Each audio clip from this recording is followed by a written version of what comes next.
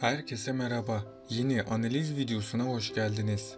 Dizimizin yeni bölümünde bizleri neler bekliyor? Barış, Zeynep'i terk ediyor mu? Zeynep ve Barış arasında neler yaşanacak? Mehdi aldığı para ile hapishaneden kurtulabilecek mi? Özlem, Barış ile Zeynep'i ayırmayı başaracak mı? Hepsinin cevabını ve gelecek bölümlerdeki ayrıntıları da öğrenebilmek için videoyu sonuna kadar dikkatle izlemeyi unutmayın lütfen. Zeynep'in Barış ve Mehdi arasında artık bir seçim yapmasını istiyorsanız, ayrıca senaristler artık izleyicilerin sözünü dinlesin ve senaryoyu buna göre düzenlesin diyorsanız beğeni tuşuna basalım ve sayımızı hep birlikte görmüş olalım.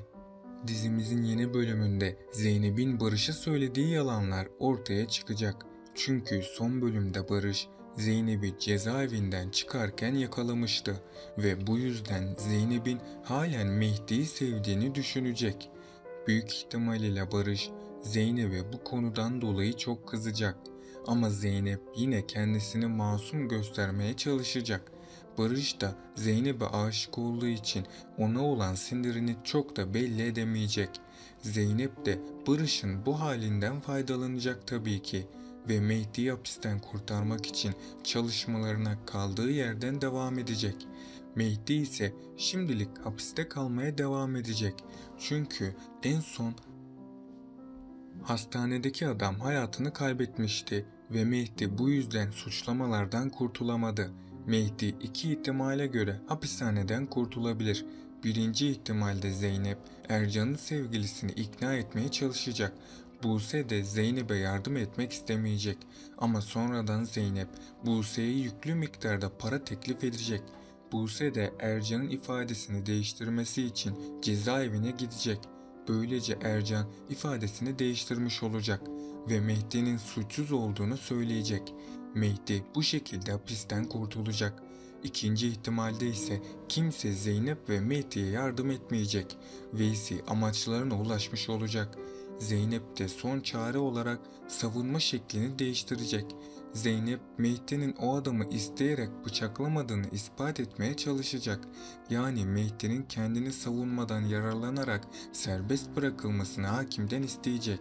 Bunun sonucunda da Mehdi birkaç yıl boyunca hapiste yatacak ve sonunda hapishaneden çıkacak. Tabii ki Mehdi'nin uzun süreler boyunca hapiste kalması düşünülemez. Çünkü Mehdi başrol oyuncusu olduğu için artık hapisten çıkması gerekmekte. Bu yüzden önümüzdeki bölümlerde Mehdi cezaevinden kurtulacak. Ama onun hapishaneden çıkasaya kadar çok dikkatli olması ve Veysi'nin oyunlarına inanmaması gerekmekte. Veysi, Mehdi'yi öldürebilmek için planlarına devam edecek. Hatta öldüremese bile ömür boyu hapishanede kalması için elinden geleni yapacak. Eğer Mehdi dikkatli olmazsa ölecek ya da hayatı boyunca cezaevinde kalmak zorunda kalacak. Barış da Zeynep'e karşı olan tavırlarını değiştirecek. Büyük ihtimalle Barış Zeynep ile birlikte olacak. Sonrasında da onu terk edip aldatacak. Zeynep de bu yaşananlara dayanamayıp intihar etmeye kalkışacak. Psikolojisi oldukça bozulan Zeynep hastaneye gitmek zorunda kalacak. Zeynep'in bu zor zamanında özellikle Nermin Hanım onun destekçisi olacak ve hiçbir zaman onu yalnız bırakmayacak. Yani bundan sonra bizleri daha da heyecanlı bölümler bekliyor. Peki sizce Zeynep Mehdi ile mi yoksa Barış ile mi hayatına devam etmeli? Aşağıda yorumlarınızı bekliyorum. Bakalım siz bu konu hakkında neler düşünüyorsunuz? Zeynep, Bekir'in gerçekleri itiraf etmesi için hemşire kılığına girerek parayı ulaştırdı. Fakat Veysi'nin adamları hem Bekir'i hem de ailesini tehdit etmeyi bırakmıyor ve en sonunda Veysi, Bekir'in gerçekleri anlatmaması için ne yazık ki onu öldürttü. Böylece Zeynep'in işi iyice zorlaşmış oldu. Diğer taraftan Barış'ın ablası Özlem ise Zeynep'in yaşadığı ortamı gördükten sonra gözlerine inanamadı ve bu yüzden Barış ile tartışmaya da girdiler. Bu tartışmadan sonra Barış Zeynep'in yanına gidip ona aşık olduğunu ve ciddi bir ilişkiye başlamak istediğini söyledi. Zeynep ise Özlem'in bu ilişkiyi onaylamadığının farkında. Diğer taraftan Nuh ise çaresiz bir şekilde iş ararken Zeynep sayesinde Barış'ın şoförü olarak işe başladı. Cemile'nin itirazlarına rağmen Nuh bu işi reddetmedi. Çünkü artık para kazanması gerekiyor ve ailesinin maddi durumunu iyileştirebilmek için de başka çaresi yoktu. Hatta Dilara bile evdekilerden habersiz bir şekilde keman kursuna gitmek yerine bir kafede çalışmaya başladı. Son sahne Barış'ın hapishane kapısında Zeynep'in dışarı çıkmasını beklerken sona erdi. Bu sebeple de Zeynep ile Barış'ın evlilik kararı almaları biraz daha zaman alacak. Özlem de Zeynep'in Barış ile evlenmesini istemediği için Barış'a bu konuda bir hayli zorlayacak. Ayrılmaları için sürekli Zeynep'in kötü yanlarını Barış'a göstermeye çalışacak. Mehdi'nin davasında Savaş Zeynep'e yardım etme sözünü tuttu ve Mehdi'ye lazım olan parayı da Savaş verdi. Hatta bu yüzden ablası ve abisiyle dahi kavga etmeyi göze aldı. Çünkü Savaş Emine'yi etkilemek istiyor ve onun üzülmesini istemiyor. Kardeşlerini çok sevmesine rağmen onları her zaman yönetmek isteyen Özlem, ilerleyen günlerde Barış'ın şirketinde çalışmaya başlayacak.